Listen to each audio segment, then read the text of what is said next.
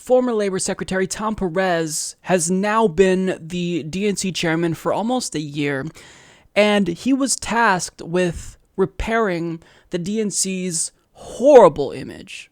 I mean, this is an organization that is corrupt to the core, and he was the individual that was supposed to get in there and restore our trust and faith in the DNC. But the problem is that even the way he got into the race was problematic and showed the contempt the Democratic Party establishment had and still does have for progressives. So Keith Ellison announced that he would be running to be the DNC chairman early on, and he was gaining a lot of momentum. He got endorsements from the likes of Chuck Schumer, even establishment figures. So he looked to be the individual that would have healed the wounds in the party, or at least certainly had a better chance of doing so. But President Obama pushed Tom Perez in that race. We don't even know if Tom Perez wanted to be the DNC chairman, and he ended up winning. So you have to understand that there's a lot of bad blood there just because of the way he became the DNC chairman. But now, after a year, I do think it is important to kind of reflect on everything he's done. And unfortunately for Tom Perez, it's been a terrible job, and he has done nothing to restore our faith in that corrupt institution. Now, in an article for Politico, he was actually pretty open about his expectations when he first got there. So Edward Isaac Dovere explains, 1 year into Tom Perez's project to save the Democratic National Committee from complete collapse, officials are beginning to dig out of the hole left by Debbie Wasserman Schultz's mismanagement, Barack Obama's indifference, alleged Russian hacking, and the bitter rivalry between Hillary Clinton and Bernie Sanders, capped by accusations of election rigging. But going into a midterm election that should be the Democrats to lose, the DNC is still struggling to bring its factions together and assert itself. Throw into the mix powerful super PACs, the much better funded party committees focused on Congress and governors, and more independent voters than ever, and many wonder whether the DNC has a place at all anymore. I knew it was a turnaround job when I ran, but I undeniably underestimated the depth of the turnaround job. We had to rebuild almost every facet of the organization, and equally importantly, we had to rebuild trust, Perez said in a recent interview at party headquarters. Not just people who had invested in the DNC, but others. They just felt the party had let them down. But there are glimpses of progress and a sense of tempered optimism. Most of the DNC's officers and members have coalesced behind Perez. Fundraising, while still trailing far behind the Republican National Committee, is on uptick, boosted by a major donor program Perez has nurtured, and checks that picked up after Democrats won high-profile races last fall in Virginia and Alabama. State party chairs say they're being listened to again, and a tech operation that had atrophied to the point of near collapse under the previous leadership is being rebuilt. So I'm glad that Tom Perez here is admitting that he underestimated the depth of just how big of a turnaround job this would be. But the fact that he underestimated it shows just how out of touch he really is.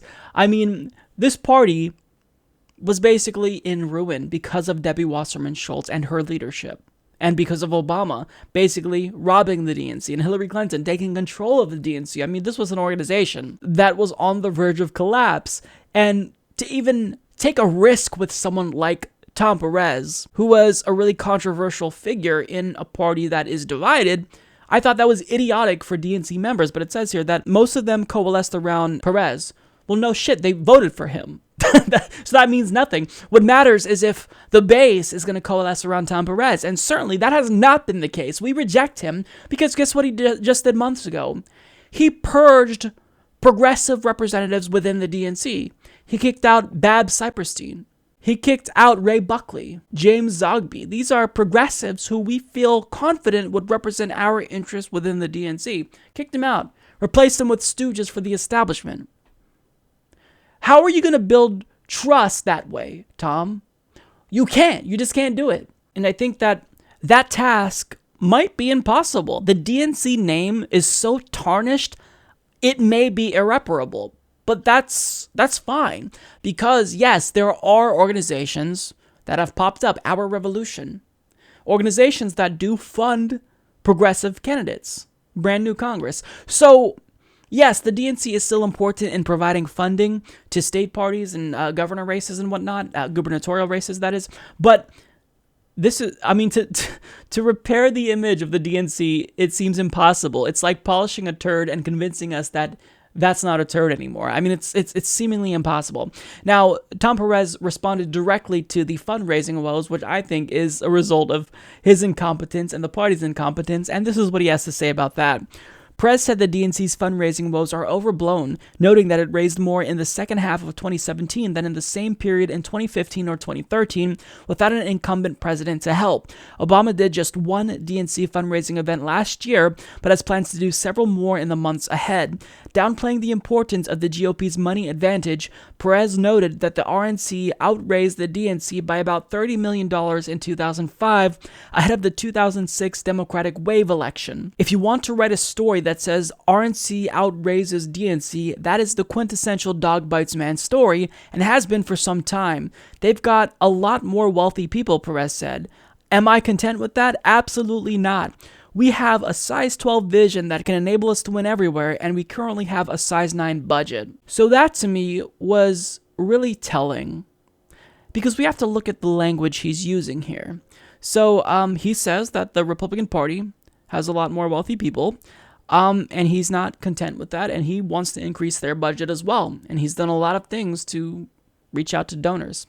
And when we talk about him reaching out to donors, we're not talking about you and I, the people who donate $27 at a time. We're talking about the big boys. So he wants the party to be more entrenched because he believes that money is what will make the Democratic Party electorally viable again, when that's such an antiquated way of looking at the world, because Bernie Sanders showed that you can be successful if you don't take corporate money. Now, what's a sure way to regain trust of progressives? You don't take corporate money anymore. Now, thankfully, they did end up banning lobbyist contributions. This was an amendment that was voted on by and introduced by Christine Pelosi, who surprisingly is Nancy Pelosi's daughter, but she's seemingly a lot more progressive than her mother. And yeah, they voted on this, so that's good. But at the same time, he's trying to draw in donors that are big, that can fund the party, that can up their budget.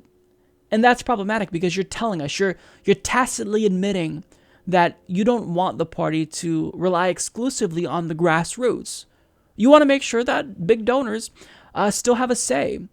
And the good news is that Keith Ellison, even though he's very flawed, he seems to be pushing for more grassroots funding and more grassroots strategic and electoral methods, generally speaking, which is a good thing. But I mean, he's only the deputy DNC chairman. The buck stops with Tom Perez. But the good news is that a lot of people now are realizing that there's really no value in donating to these gigantic organizations like the DNC or the RNC. If you support a candidate, just donate directly to that candidate.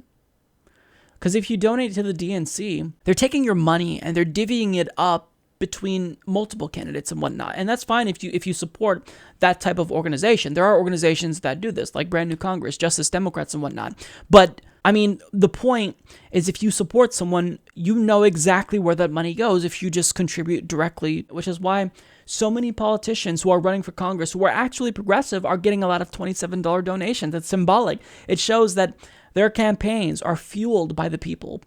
And if you actually have a message that's inspirational, people will donate to you. Amy Vilela introduced her campaign on the Humanist Report, running to represent the 4th Congressional District of Nevada. She raised over $100,000 last year. We can do this without corporate money. Tom Perez is just late in understanding that. But look, in the end, to reflect on Tom Perez and his first year as DNC chairman, there have been many times where I was puzzled as to why he didn't step down. Everything he says seems to piss off progressives more because he clearly has contempt for progressives. Everything he does, every time he takes a step, he steps on a political landmine that lands himself in more hot water.